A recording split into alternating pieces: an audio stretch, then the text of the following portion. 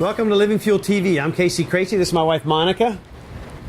So, are beans as quality as beef when it comes to protein? Can you just eat beans instead? Do you need to eat beans and beef? What can you mix with beans? This is really another complex area that we continue on the subject of protein.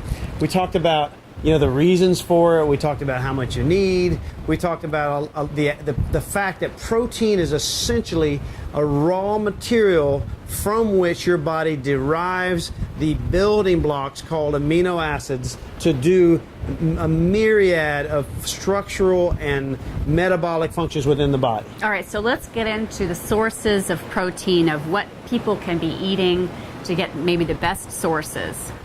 Because in your book on page 293, I love the way you say this. You say not all protein is alike.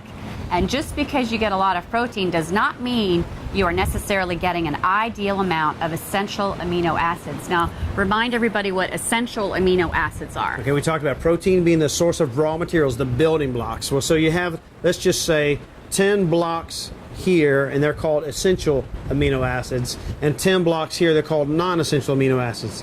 The body can take the essential building block amino acids and manufacture the quote non-essential amino acids in the body, but it cannot take the non-essential amino acids and manufacture the essential amino acids. So the body has to ingest these essential amino acids through the protein sources that we eat.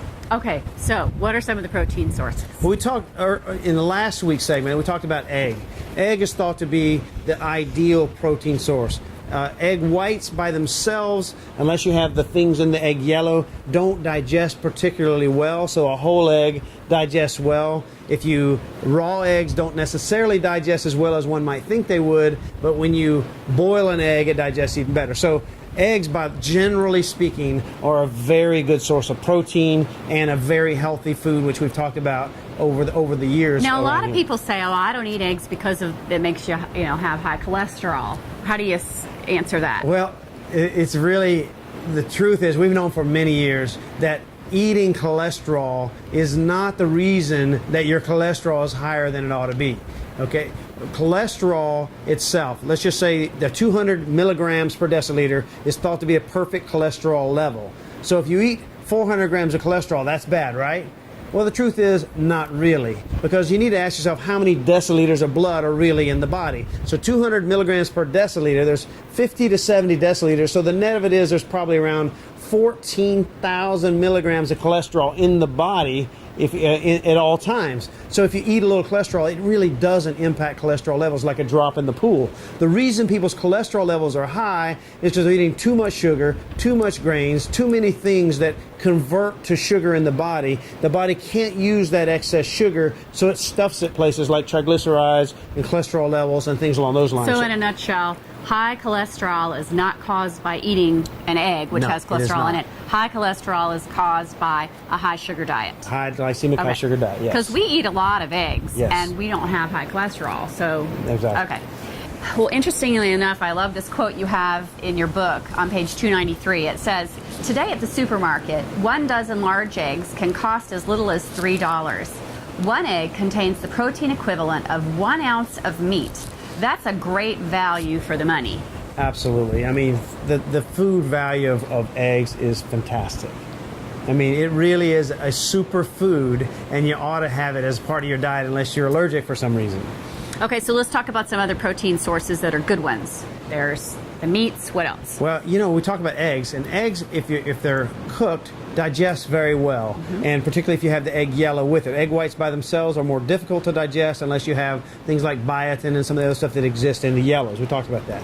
So you have to consider digestion, speed of digesting. There's something called protein digestibility corrected amino acid score. It's a complex way to say that they have figured out that all protein is not created equal, that you have to adjust the value of the protein depending on how quickly and how efficiently it digests in the body. So one subject would be, how long does it take for a piece of meat? Okay, so quickly and efficiently, let's tell the people some of the protein sources that are good.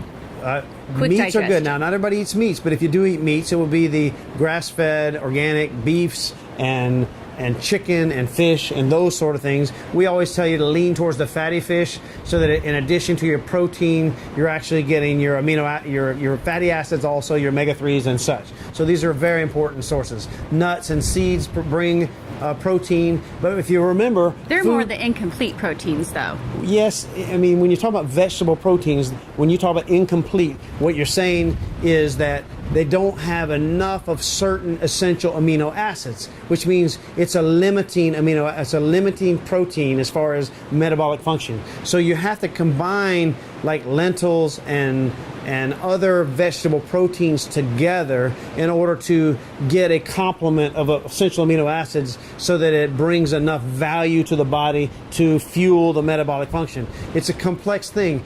Because the goal really is to eat the protein to get the essential amino acids. That's our goal. That is your goal for the protein. Now, there are other numerous nutrients associated with vegetables that are very, very, very important, but you have to remember that protein, or all foods, are a double-edged sword.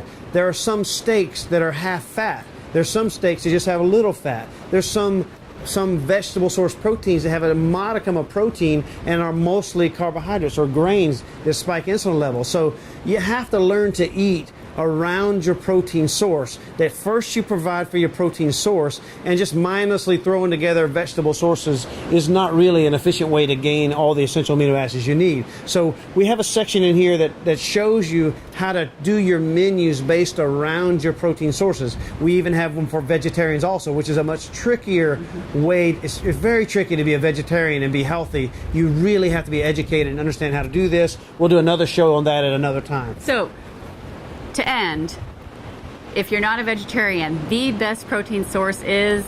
Well, I can't really say that. It is animal source protein in terms of the strength of the amino acid profile. So it would be the beefs and the eggs and the fish. I mean, fish is very good. Chicken is very good. You know, all the other turkey and so on is very good. But animal source protein is generally complete and can bring, you know, all the protein that you need. But obviously you have to chew your food and you have to let it digest and so on. So we'll get into this more in future episodes. God bless you and have a great day.